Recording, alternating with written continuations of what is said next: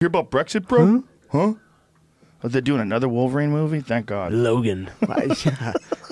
Apparently, they made this one extra fucked up, so it had to be PG-13. Like, they decided to make it way more violent. Rated R. It's rated R. Oh, that's right. Rated R, not PG-13. Because they wanted to do it the right way. Okay. Super violent. Good. That's how it should be. Logan, March 3. With Logan, What's to do with fucking swords that come out of his hands? Yeah. Is that Wolverine? That's his name. Is this supposed to be a prequel or sequel? Good question. He looks older there, so Yeah, I guess he's it's like later in his life. I don't know. Several weeks ago, a baffling image made the rounds on social media. Chechnya's menacing and unsavory president. There we go. He's the president. Ramzan, how do you say his name? Kadyrov. Jubilantly positioning side by side with UFC heavyweight champion Fabricio Verdum. Well, he's not heavyweight champion anymore. Holding his oversized belt. Was this an old picture? Is that what it is? Or this is an old article? UFC's champs complicated Russian ties. What year is this from? Russian ties. October Like Jesus Christ. He's doing mob work or Yeah, something. like Yeah. he's doing some espionage. Yeah. Well- some rich leader just likes him, so he Yeah. probably paid him to fucking go hang out with him. Well, he likes those dudes to come over and party with him. Yeah. I mean, when you're a super powerful baller in some other country, that's like the ultimate. Get the heavyweight champ at the UFC to come hang with you. Yeah. Here, put this hat on. Take a picture with me. Here it is, Eddie Bravo, Tony Ferguson, Habib Nurmagomedov. Holy shit. Holy shit. Holy That's just a couple shit. weeks away. That's gonna Are be you rad. kidding me? Are you going to be there for that, Eddie? Hell yeah. It's gonna be awesome. Hell yeah. It's going to be fucking nuts, man. Dude. We're you doing kidding me? Tony is That's He's that's an exciting fight. man. I know we can't talk about strategy. Yeah. But it's a crazy fight between the number 1 and the number 2 contender in that division. Well, the obvious strategy for Khabib is to try to take Tony down, and the obvious strategy for Tony is to keep it up and dot him up on his feet. Yeah. That's the obvious strategy. Catch him Right. in That's transition or everybody something. knows that. Yeah. You know what I do mean? you think, how much do you think like opinion changed when he got clipped by Michael Johnson and got wobbled? People are saying, and I mean, if you're looking at, I mean, it's pretty obvious. Okay, He's human. yes. That's yes. really what you saw. Yeah. Finally saw as Yeah, human. exactly. Because for Somebody- 24 fights, he's somebody just hit him been hard. maul, or 23 Yeah. fights before that, right? You- Mauling motherfuckers. It basically says Such a that he fucking does. badass. God. He's not one of those guys that can take anything. Right. You know, there's guys out there that can take any shot. Yeah. They haven't been rocked yet. Right. We're seeing maybe a little chink, a little tiny chink. Everybody's looking at that. You know what I mean? It's going to give people confidence. But he's so good at taking people down and mauling them. You know, that is the hardest thing to stop. Yeah. But, you know, we're doing everything we can to prepare for the best, the worst case scenario, the best scenario. We're doing, I mean, Tony's doing everything, really. Tony's he's a maniac, man. It's the most fascinating fight in the division for me outside of Conor McGregor versus Khabib. Yeah. Those two fights, Conor McGregor versus Khabib and Tony Ferguson versus Khabib, those are the two most exciting fights in that division, in my opinion. Without giving anything away, everybody knows based on the past that Tony can seriously choke anybody out. Yeah. Like any wrong move on the ground, and he could hit that Darce from any position, and it just keeps hits it in growing. transition It's so well. growing Yeah. and expanding, and he's become so unorthodox on his feet, on the ground. He's pulling guard, flying Imanari. He's all over the place. He's doing gymnastics. He's doing flips. He's doing. What's that he's thing doing he's doing with the everything weighted now, ball? dude. What's He that does weighted everything. ball thing? I don't even really know. I try to do it in Big Bear. I'm like, He I'm does not like into he takes that. a bowling ball, like Yeah. a steel bowling ball, and he does all this crazy, like almost like dance moves Dude, with it. It looks he cool brought though. a Wing Chun dummy up to Big Bear. He's into Wing Chun. He's into everything. Everything, man. He is a true South, and that wasn't like a joke. That Wing No. Chun. He's really into it.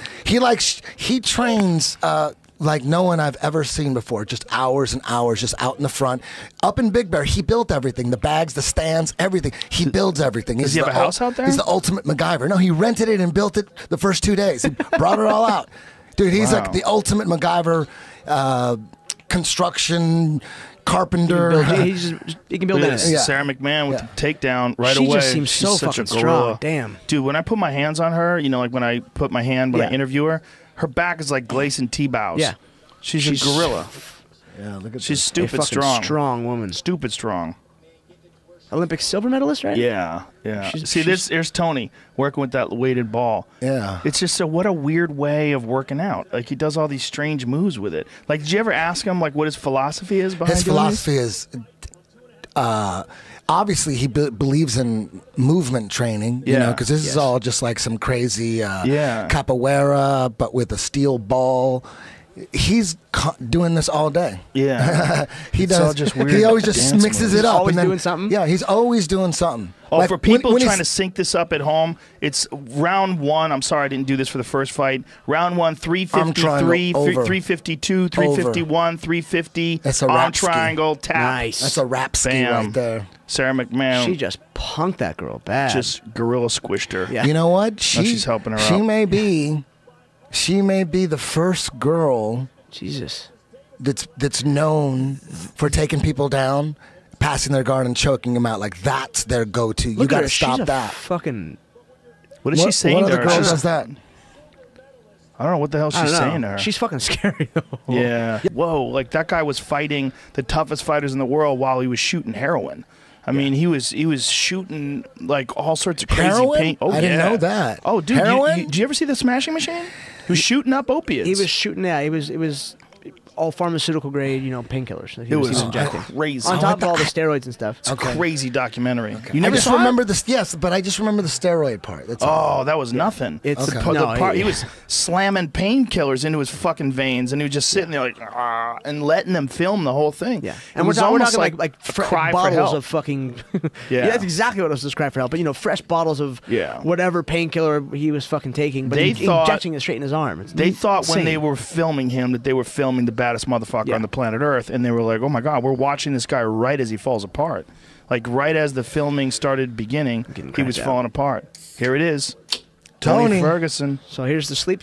Boom, shalak lock, boom. What's going on? Tony's going to be after very hard to this? take down, and if Khabib takes him down, he's got to be really worried about them chokes that we've already seen. Yes. So he can't just take down Tony like he did Michael Johnson and not worry about legit chokes from all sorts of And places. that's the thing. It's all in the transition. Yeah. I'm It's so fucking interested. Tony's so got great slick. guillotines too, and great marcellatines. Yes. And if he raps, he's always looking for darces. So Khabib, he's one of the best grapplers in the UFC, no doubt. He may be the best at grounding and pounding Yes. and controlling you like a legit high level black belt. Yeah. He passes.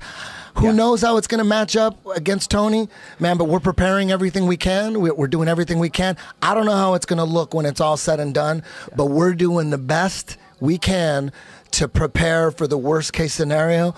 Who knows what's going to happen? But the one thing's for sure is one mistake on the ground and Tony's going to wrap your neck up. Yes. But this motherfucker as well. I mean, one mistake on the ground and Habib Nurmagomedov's going to fucking break your Yes. arm.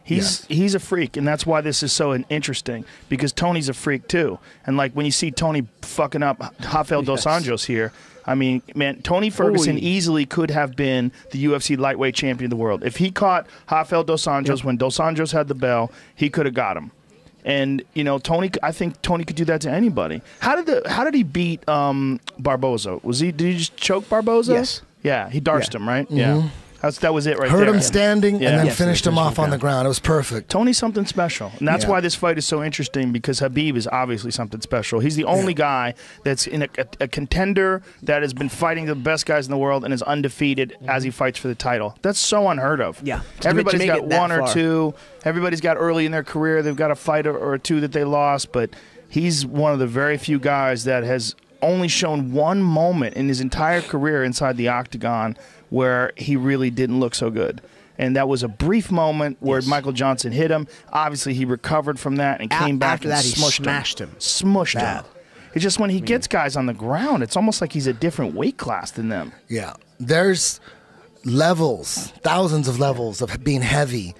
And he's super heavy. He sticks on you. He's a great tiny. passer. I saw him in person this at my fight. The fight that was supposed to happen. His passing, He's not that big. His passing from full guard or to like open guard right into, he forces a Z guard or a quarter Z like right away.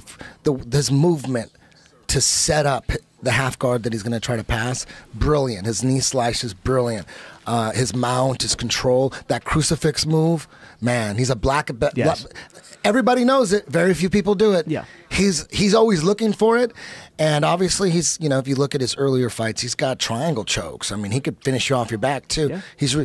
So that's a tall order for Tony, but believe you me, Tony is looking pretty damn good to me right now on the ground. So it's going to be crazy seeing how it all plays out. I'm so excited for that fight. Dude, my head's going to explode. Yeah, it's a crazy fight. And it's going to be more crazy for you because you got so much invested in it.